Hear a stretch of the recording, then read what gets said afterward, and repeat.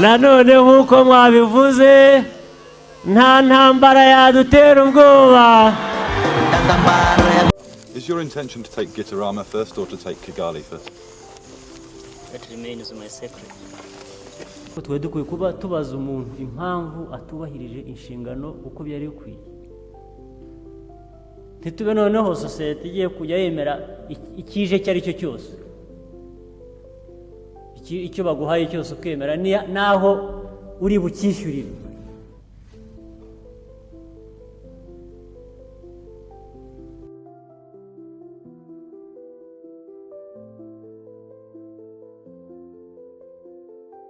Paul Kagame, the strategist of a nation.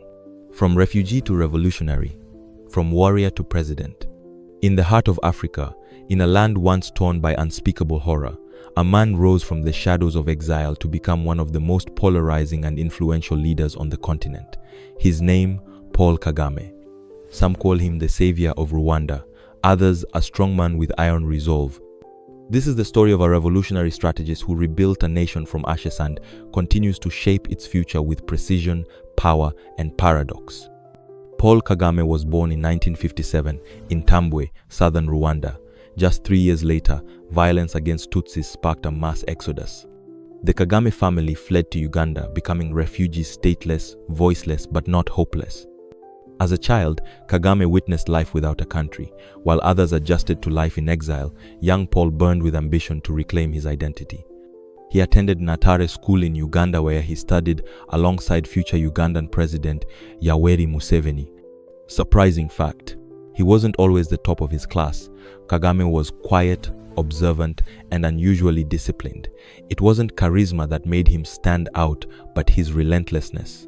In 1979, Kagame joined Museveni's rebel group, the National Resistance Army, NRA, fighting to overthrow Ugandan dictator Idi Amin. Kagame was more than a soldier. He was a meticulous planner, trusted with intelligence operations. After Museveni took power, Kagame helped found the Rwandan Patriotic Army, RPA, in 1987, aiming to liberate Rwanda and return exiled Tutsis home. He wasn't the first commander, but he became the most crucial one. Turning point 1990 to H2H. When the RPA launched an invasion into Rwanda in October 1990, Kagame was studying at a military academy in the United States. He was urgently recalled to lead after the death of the RPA's first commander. Few knew him, fewer trusted him, but Kagame's cold, calculated strategies began turning tides. April 1994, Rwanda collapsed into the genocide against the Tutsi. Over 800,000 killed in 100 days. The world watched. Kagame acted. By July, Kagame and the RPA had taken Kigali. The genocide ended.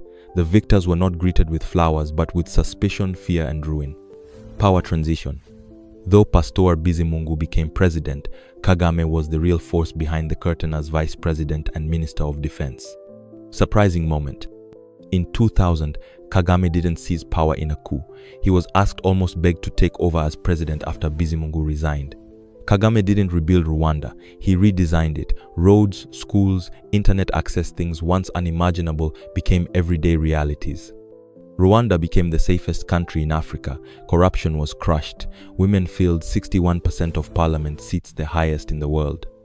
Critics? Silenced or exiled. Some say Kagame built a fortress of silence behind the glass towers of Kigali. He made Rwanda clean and digital, but at what cost to freedom?